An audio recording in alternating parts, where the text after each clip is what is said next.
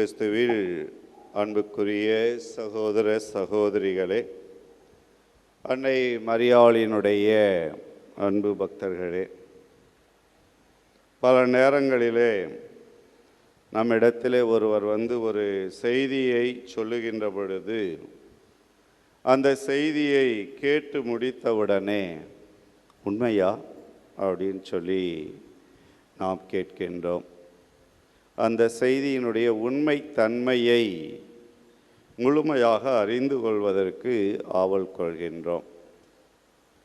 இன்றைய நவீன உலகம் சமூக ஊடகங்களால் நிறைந்திருக்கின்றது.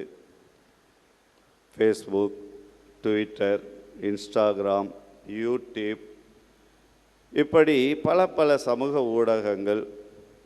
ஒவ்வொரு ஊடகங்களும் தங்களுக்கு என பெயர்களை வைத்துக்கொண்டு செய்திகளை பரப்பி கொண்டிருக்கின்றார்கள். இந்த செய்திகளை எல்லாம் பார்க்கிற போது எது உண்மையான செய்தி, எது உண்மையான தகவல் என்பதை அறியாது நாம் குழம்பிக் கொண்டிருக்கின்றோம்.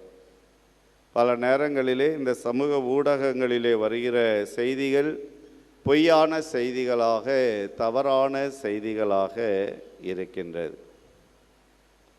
இந்த உலகம் பொய்மையால் நிறைந்து இருக்கின்றது. இத்தகைய ஒரு சூழ்நிலையில் வாழ்ந்து கொண்டிருக்கின்ற நமக்கு இன்றைய இறை வார்த்தை வழியாக நாம் ஆண்டவர் இயேசு கிறிஸ்து சொல்லுகின்ற செய்தி, தூய ஆவியார் முழு உண்மையை நோக்கி வழி நடத்துவார் என்பதுதான். தூய ஆவியார் உங்களிடம் வரும்போது அவர் முழு உண்மையை நோக்கி உங்களை வழி நடத்துவார். நம்மிடத்தில் தூய ஆவியானவர் இருந்தால் அந்த தூய ஆவியானவர் உண்மை எது என்பதை நமக்கு வெளிப்படுத்தி கொடுப்பார். ஆகவே அந்த தூய ஆவியாகிய துணையாளரை நான் உங்களுக்கு கொடுக்கிறேன் என்று ஆண்டவர் நமக்கு சொல்கின்றார். இந்த தூய ஆவியானவருடைய செயல்பாடுகள் இந்த உலகத்திலே தீய ஆவியின் செயல்பாடுகளை எதிர்த்து நிற்கின்றது. தூய ஆவி இருக்கிறது, தீய ஆவி இருக்கிறது. தீய ஆவியை சாத்தான் என்று சொல்கிறோம். அந்த சாத்தானின் செயல்பாடுகளை எதிர்த்து தூய ஆவியானவருடைய செயல்பாடுகளானது இருக்கின்றது. இந்த தூய ஆவியானவர் நம்மிடத்தில் இருந்தால் இந்த இறை வார்த்தைகளிலே சொல்லப்பட்டிருப்பதனுடைய முழு அர்த்தத்தையும் அதிலே பொதிந்து கிடக்கின்ற முழு உண்மைகளையும் நமக்கு இந்த தூய ஆவியானவர் வெளிப்படுத்தி சொல்லுவார். யோவான் நற்செய்தி 14வது அதிகாரம் 26வது இறைவசனத்திலே ஆண்டவர் இயேசு சொல்கிறார், என் பெயரால் தந்தை அனுப்பப் போகிற தூய ஆவியாராம் துணையாளரை உங்களுக்கு அனைத்தையும் கற்றுத்தருவார். என் பெயரால் தந்தை அனுப்பப் போகிற தூய ஆவியாராம் துணையாளர் உங்களுக்கு அனைத்தையும் கற்றுத்தருவார். நான் கூறிய அனைத்தையும் உங்களுக்கு நினைவூட்டுவார் என்று சொல்கின்றார். ஆக இந்த தூய ஆவியானவர் தாமே நமக்கு அனைத்தையும் கற்றுக் கொடுப்பவராக இருக்கின்றார். ஆனால் தீய ஆவி சாத்தான் என்ன செய்கின்றது? சாத்தானின் செயல்பாடுகள் ஏமாற்றுதல்களையும் பொய்மைகளையும் உலகமெங்கும் பரப்பி கொண்டிருக்கின்றது. சாத்தான் உலகமெங்கும் பொய்யை பரப்பி கொண்டிருக்கிறான், உண்மையை புதைத்து கொண்டிருக்கின்றான். அதுதான் நடந்து கொண்டிருக்கின்றது. இதை ஆண்டவர் இயேசுவே சொல்லி இருக்கின்றார். யோவான் நற்செய்தி 8வது அதிகாரம் 44வது இறைவசனத்தை நாம் படித்தோம் என்றால் அங்கே ஆண்டவர் இயேசு சொல்கிறார், சாத்தானே உங்களுக்கு தந்தை, உங்கள் தந்தையின் ஆசைப்படி நடப்பதே உங்கள் விருப்பம். தொடக்கம் முதல் அவன் ஒரு கொலையாளி. அவனிடம் உண்மை இல்லாததால் அவன் உண்மையை சார்ந்து நிற்கவில்லை. அவன் பொய் பேசும்போது அது அவனுக்கு இயல்பாக இருக்கின்றது, ஏனெனில் அவன் பொய்மையின் பிறப்பிடம் என்று ஆண்டவர் சொல்கின்றார்.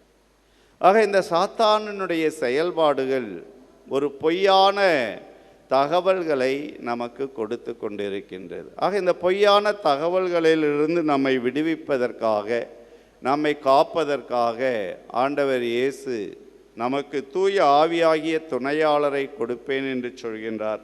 அவர் நம்மை நிறை உண்மையை நோக்கி அழைத்துச் செல்வார் என்று சொல்கின்றார். உண்மையை எடுத்துரைப்பதே எனது பணி என்று சொன்ன ஆண்டவர் இயேசு கிறிஸ்து தன்னுடைய பணியை இன்னும் தொடர்ந்து இந்த உலகத்திலே செயல்படுத்துவதற்காக இந்த தூய ஆவியானவரை நமக்கு கொடுத்திருக்கின்றார். யோவான் நற்செய்தி 8வது அதிகாரம் 31, 32 இறைவசனங்களை நாம் படித்து பார்த்தோம் என்றால், ஆண்டவர் இயேசு தம் மீது நம்பிக்கை கொண்டவர்களை பார்த்து இப்படி சொல்கின்றார். என் வார்த்தையை நீங்கள் தொடர்ந்து கடைபிடித்து வந்தால் உண்மையில் என் சீடர்களாய் இருப்பீர்கள், உண்மையை அறிந்தவர்களாயும் இருப்பீர்கள், உண்மை உங்களுக்கு விடுதலை கொடுக்கும் என்று சொல்கின்றார். ஆக இயேசு கிறிஸ்துவினுடைய வார்த்தைகளை தொடர்ந்து கடைபிடித்து வருபவர்கள் இயேசுவினுடைய சீடர்களாக இருக்கிறார்கள். இன்றைக்கு நாம் இயேசுவினுடைய வார்த்தைகளை தொடர்ந்து கடைபிடித்து வர வேண்டும் என்றால் தூய ஆவியானவர் நமக்குள் இருக்க வேண்டும். இந்த தூய ஆவியானவர் தான் நமக்கு இந்த இறைவனுடைய வார்த்தைகளை தொடர்ந்து வெளிப்படுத்தி, உண்மையை வெளிப்படுத்தி, நம்மை உண்மையை சார்ந்தவர்களாக வாழ செய்து கொண்டிருக்கின்றார். நம் ஒவ்வொருவருடைய உள்ளத்திலும் என்ன இருக்கிறது என்பதை நம்மால் மட்டும்தான் அறிந்து கொள்ள முடியும். மற்றவர்கள் நம்முடைய உள்ளத்திலே இருப்பதை அறிந்து கொள்ள முடியாது. அதே போன்று கடவுளுடைய உள்ளத்திலே என்ன இருக்கிறது என்பதை கடவுளுடைய ஆவியானவர் மட்டுமே அறிந்து கொள்ள முடியும். ஆக கடவுளுடைய உள்ளத்திலே என்ன இருக்கிறது, கடவுள் என்ன நினைக்கின்றார், கடவுள் என்ன விரும்புகிறார் என்பதை நமக்கு வெளிப்படுத்துவதற்காக தான் இந்த தூய ஆவியாகிய துணையாளர் நமக்கு கொடுக்கப்பட்டு இருக்கின்றார். 1 கொரிந்தியர் 2வது அதிகாரம் 10 முதல் 15 முடிய உள்ள இறைவசனங்களை நாம் வாசித்து பார்த்தோம் என்றால், அங்கே தூய ஆவியின் துணை கொண்டு எப்படி நாம் உண்மையை அறிந்து கொள்வது, தெரிந்து கொள்வது என்பதை தூய பவுலடியார் நமக்கு மிக தெளிவாக சொல்லுகின்றார். கடவுள் தூய ஆவியின் வழியாக நமக்கு வெளிப்படுத்தினார். தூய ஆவியாரே அனைத்தையும் துருவி ஆராய்கின்றார். கடவுளின் ஆழ்ந்த எண்ணங்களையும் அறிகின்றார். மனிதரின் உள்ளத்தில் இருப்பதை அவருள் இருக்கும் மனமே அன்றி வேறு எவரும் அறிய முடியாது. அவ்வாறே கடவுள் உள்ளத்தில் இருப்பதை அவர் தம் ஆவியே அன்றி வேறு எவரும் அறிந்து கொள்ள இயலாது. தூய ஆவியை கடவுளிலிருந்து பெற்றுள்ளோம். இவ்வாறு கடவுள் நமக்கு அருளிய கொடைகளை கொண்டு இருக்கின்றோம் என்று சொல்கின்றார். ஆக இந்த தூய ஆவியை நாம் கடவுளிடமிருந்து பெற்றிருக்கிறோம். இந்த கடவுளிடமிருந்து பெற்றிருக்கிற இந்த தூய ஆவியானவர் கடவுளுடைய மனதிலே என்ன இருக்கிறது என்பதை நமக்கு வெளிப்படுத்துகின்றார். ஆகவே அந்த தூய ஆவியானவரை நாம் நம்முடைய வாழ்க்கையிலே ஒவ்வொரு நாளும் அழைத்து பயன்படுத்த வேண்டும். அவர் வழியாக கடவுளுடைய மனதை அறிந்து செயல்படுபவர்களாக வாழ வேண்டும். நம்மளுடைய கத்தோலிக்க திருச்சபையின் மறைக்கல்வி கொள்கை திரட்டு 687 சொல்லுகின்றது, கடவுளை வெளிப்படுத்தும் கடவுளுடைய ஆவியார் இயேசு கிறிஸ்துவையும் அவரது வார்த்தைகளையும் அவரது வாழ்வையும் அறிய செய்கின்றார் என்று நமக்கு சொல்கின்றது. ஆகவே கத்தோலிக்க மறைக்கல்வியானது இந்த தூய ஆவியானவர் நமக்கு உண்மைகளை வெளிப்படுத்துபவராக இருக்கிறார் என்று சொல்கின்றது. திருச்சபை என்கின்ற 2ஆம் வத்திக்கான் சங்கத்தினுடைய கொள்கை திரட்டிலே எண் 25 நமக்கு சொல்லப்படுகின்றது, நம்முடைய திருத்தந்தை தன்னிலேயோ அல்லது ஆயர்களின் கூட்டமைப்பை கூட்டி அவர்கள் திருத்தந்தையோடு இணைந்து ஒருங்கிணைந்து தூய ஆவியிடம் ஜெபித்து திருச்சபைக்கு விசுவாச கருத்துக்களையும் ஒழுக்க இயல் கருத்துக்களையும் எடுத்து உரைக்கின்ற போது தவறு இழைக்காத வரம் பெற்றிருக்கின்றார்கள் என்று நமக்கு சொல்கின்றது. ஆங்கிலத்திலே இன்ஃபால்பிலிட்டி என்று சொல்வார்கள்.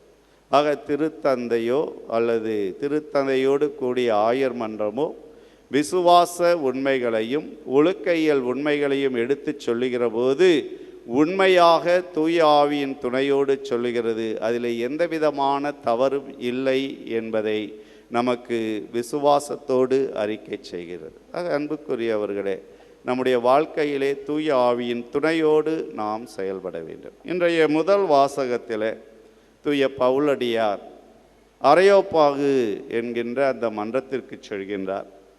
அங்கே அறியாத தெய்வத்திற்கு என்று எழுதப்பட்டிருக்கின்றது. அந்த அறியாத உண்மை தெய்வம் யார் என்பதை தூய ஆவியினால் அறிந்திருந்ததனால் அதை அந்த மக்களுக்கு மிக தெளிவாக எடுத்துரைக்கின்றார். அவரே ஆண்டவராகிய இயேசு கிறிஸ்து என்பதை அங்கு சான்று பகர்கின்றார். ஆக நாமும் நம்முடைய வாழ்க்கையிலே தூய ஆவியின் துணை கொண்டு இந்த இறை வார்த்தைகளை படிக்க வேண்டும். அந்த இறை வார்த்தைகளிலே பொதிந்திருக்கின்ற மறை உண்மைகளை, தேவ ரகசியங்களை உய்த்து உணர்ந்து அதை நாம் ஏற்றுக்கொண்டு அந்த தூய ஆவியின் வல்லமையோடு உண்மையை மற்றவர்களுக்கு எடுத்துரைக்க வேண்டும். அத்தகைய நிலையிலே வாழ்வதற்குரிய அருளையும் ஆசிரையும் நம்முடைய ஆரோக்கியத்தாய் இறைவனிடம் பரிந்து பேசி நமக்கு பெற்று தருவாராக. ஆமேன்.